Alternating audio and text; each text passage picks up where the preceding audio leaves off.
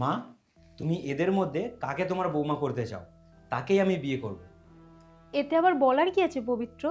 অবশ্যই তোমার মা আমাকেই পছন্দ করবে, কারণ কেউ কখনোই চাইবে না তার বাড়ির বউ এইরকম পঙ্গু হয়ে থাকুক। একদম ঠিক তাই।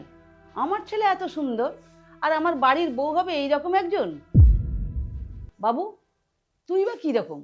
তুই এইরকম একটা মেয়েকে খুঁজে আনলি? মা, এটা তুমি কি বলছো?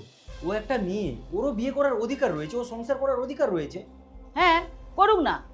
সংসার করতে তো কেউ আর বারণ করেনি, কিন্তু সেটা ওর মতো ছেলেকে বিয়ে করে। আচ্ছা ঠিক আছে, তোমরা দুজন মায়ের জন্য একটু জল নিয়ে আসো, ততক্ষণ আমি মায়ের সাথে একটু কথা বলি। মা, তুমি এইভাবে দুজনের তুলনা করতে পারো না, পায়েলের খারাপ লাগবে। যেটা সত্যি আমি সেটাই বলেছি। তাতে যদি ওর খারাপ লাগে তাহলে আমার করার কিছু নেই। তাহলে তুমি এক কাজ করো, তুমি দুজনকেই অপমান করো, তখনই বোঝা যাবে এই সংসারের জন্য কে আসল যোগ্য। এতে অপমান করার কি আছে? দেখ, তুই বুঝতে পারছিস না, সে পঙ্গু হয়ে কি করে সংসার করবে। মাথায় সিঁদুর নিয়ে বসে থাকলেই তো আর সংসার হয়ে যাবে না। সংসারে কাজকর্মটা অনেক জরুরি। মা, আমরা কাজের জন্য লোক রেখে দিতে পারি, কিন্তু একটা বাড়ির বউয়ের মন না যদি ভালো হয়, সে সংসার বেশি দিন করতে পারে না। সেই জন্য আমি তোমাকে বলছি, তুমি ওদের দুজনেরই পরীক্ষা নাও। ঠিক আছে, তুই যখন বলছিস আমি তাই করছি। তবে আমার তো মনে হয় ওই পঙ্গু মেয়েটার থেকে রিয়া অনেক ভালো হবে। এ বাড়ির বৌমা যে হবে, এই বাড়ির মালিক সেই হবে। আর আমি আমার এই সম্পত্তি সব তার নামেই লিখে দেব।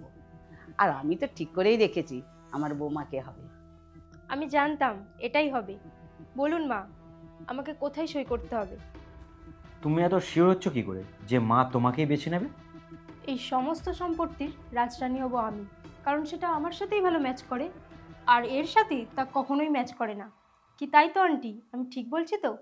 হ্যাঁ, তুমি একদম ঠিক বলেছো। না আন্টি, আপনি একদমই ঠিক বলেননি। আপনি যেটা করছেন সেটা ভুল করছেন। এইভাবে নিজের বৌমাকে বেছে নেওয়ার জন্য নিজের সম্পত্তি দিয়ে দেওয়া একদমই ঠিক না। কেন রে, তোর কি গায়ে ফোসকা পড়ছে? তুই এই বাড়ির বউ হবি না বলে, এই বাড়ির সমস্ত সম্পত্তি পাবি না বলে? আর পাবিই বা কি করে? আগে তুই নিজের পায়ে দাঁড়াতে তো শেখ। হ্যাঁ, আমি মানছি আমি নিজের পায়ে দাঁড়াতে পারি না, কিন্তু তা বলে সুযোগ পেলে আমি অন্যের গায়ে পা দিয়ে ওপরে উঠতে চাই না। মানে তুই কি বলতে চাইছিস? মানেটা এটাই, এখানে আমি একটা ভালো পরিবারের জন্য এসেছি। আমার টাকা চাই না, আমার সম্পত্তি চাই না, আমার মা চাই, একটা ভালো পরিবার চাই, যেটা আমি ছোটবেলায় হারিয়ে ফেলেছি। তাই পরিবার না থাকার যন্ত্রণাটা কি সেটা আমি জানি। পরিবার থাকলে যতটা শান্তি পায় একটা মানুষ, টাকা পয়সা সম্পত্তি থাকলে ততটা শান্তি কেউই পায় না। থাক, তোর যদি নাটক হয়ে যায় তাহলে তুই এবার আসতে পারিস। আর এমনিতেও তোর এখানে কোনো কাজ নেই, তুই যা এখান থেকে। আরে দাঁড়াও, আমি তো এখনো বলিনি কে আমার বৌমা হবে। আমার বৌমা হবে তুমি। কি? Are you mad? তোমার মাথা ঠিক আছে? আর পবিত্র, আমার মনে হয় তোমার মা এই বুড়ো বয়সে নিজের মাথা খেয়েছে, তা নাহলে এইরকম একটা মেয়েকে পছন্দ করে। চুপ করো। আমার মায়ের নামে আর একটা বাজে কথা বললে আমি কিছুতেই সহ্য করব না। আমার মায়ের মাথা ঠিক আছে, সেই জন্যই তোমাদের দুজনের মধ্যে আমরা একটা পরীক্ষা করেছিলাম। আর আমরা সেটাতেই বুঝেছি এ বাড়ির আসল বউ হওয়ার যোগ্য কে।